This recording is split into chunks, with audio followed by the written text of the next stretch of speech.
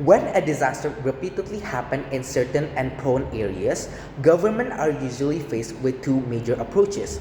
The first is relocation, which means moving communities away from disaster-prone areas into an entirely new settlements in order to reduce physical exposure towards the danger itself. The second is disaster mitigation, which means improving systems such as stronger infrastructure, evacuation routes, early warning system, and environmental protection. While both policies aim to protect citizens, but they prioritize very different things.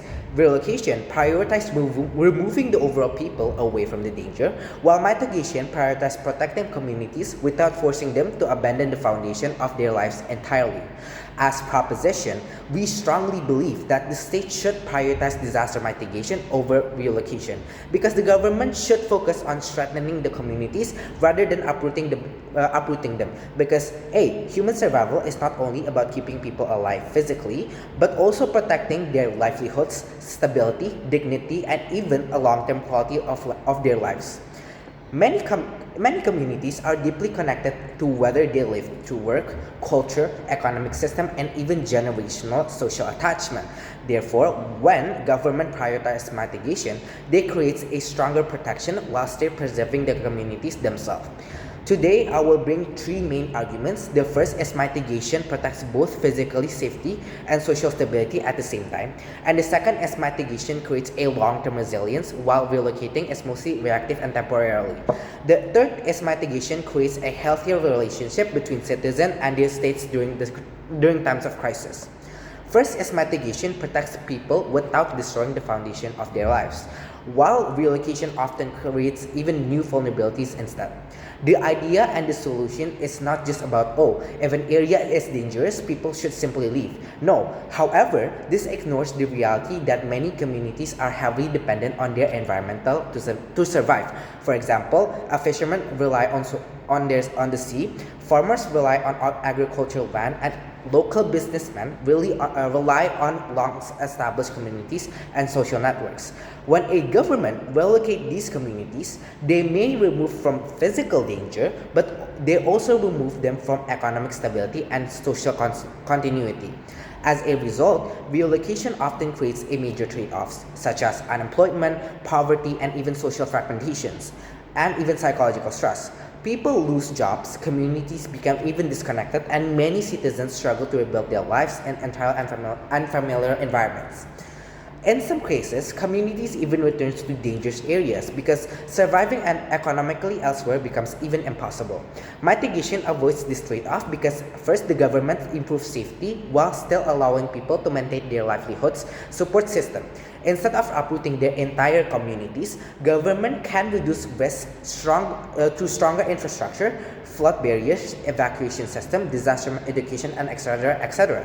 This means people can continue working, children can continue attending the same schools, and communities can remain socially connected while still becoming safer overall. Therefore, mitigation is comparatively better because it protects both life and substantially simultaneously instead of sacrificing one for the other.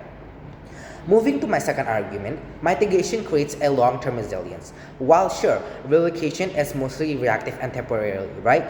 The problem with prioritizing relocation is that it treats disaster as something that society should continuously run away from instead of something that should learn as how to manage effectively. For example, however, disasters are not disappearing anytime soon because climate change, environmental degradation, and even rapid urbanization means that many regions around the world will continue facing disasters and risk in the future.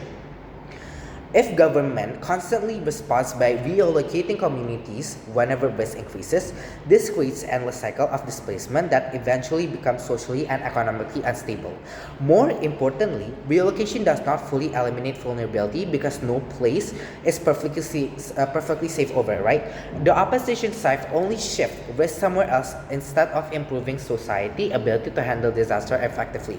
Mitigation is fundamentally different because it builds on adaptation over time. When when government invests in resilient infrastructure, disaster education, and even evacuation system, and emergency preparedness, communities become more prepared and in future disasters become less destructive overall. Society slowly develops the ability to respond faster, recover better, and minimize casualties more effectively.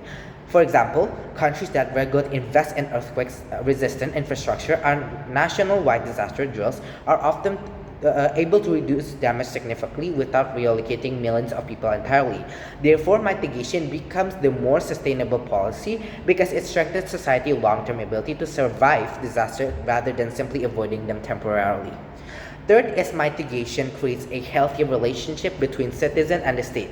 When a government immediate response is to prioritize relocation, vulnerable communities often begins feeling disposable because the state's first instinct becomes removing people instead of protecting them.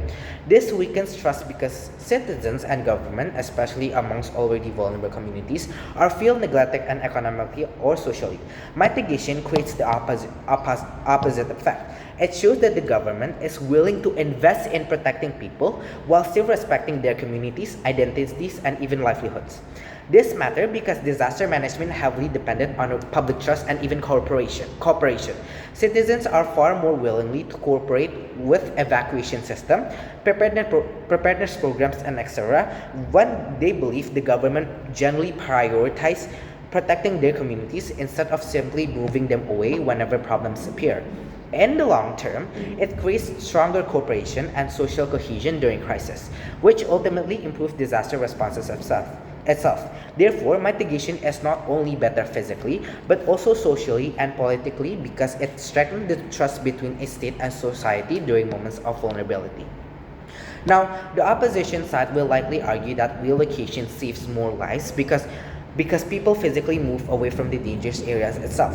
However, this framing is incomplete because survival is not about only physical health, but a policy that destroys livelihoods, weakening communities, and increasing economic instability, and even removes people from the foundation of their lives cannot be counted as a good policy.